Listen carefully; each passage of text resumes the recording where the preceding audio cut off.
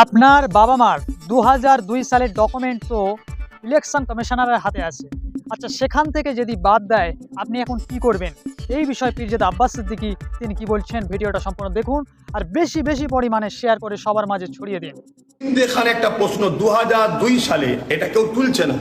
2002 সালে যদি কারো নাম থাকে বাপ-মার, তাকে কাগজ দিতে হবে না। 2002 সালে নাম আছে না না, এই ডকুমেন্টস কার হাতে আছে?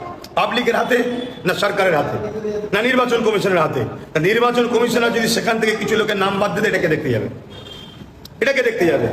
তাহলে আজকে একটা মানুষ, সে এখানে 70 বছর ধরে আছে, এই 70 বছর ধরে ট্যাক্স দিয়ে ভারতবর্ষে বসবাস করছে। 2070 সাল থেকে আছে কি 80 সাল থেকে আছে কি 90 সাল থেকে আছে, হঠাৎ করে তার নাম যদি কেউ কেটে বাদ দেয়, আপনি তাকে বাদ দেবেন, এটা অন্যায়। এ নিয়ে সমস্ত রাজনৈতিক দলকে ঐক্যবদ্ধ হওয়া দরকার, হয়ে সেই নিয়ে আলোচনা করা দরকার। কিন্তু আলোচনা টেবিলে যারা গেছে, কি আলোচনা হচ্ছে আমরা তো কিছুই জানতে পারছি না, কেন সেখানে আমাদের তো কোনো প্রতিনিধি নাই। অতএব সাধারণ মানুষকে বলবো, এটা নিয়ে ঘাবড়ে গিয়ে নিজের পদক্ষেপ আর নিজেরা এত ডিপ্রেশনে চলে গিয়ে নিজেদের জানেন না ক্ষতি হয়ে যায়, এটা মাথায় রাখবেন।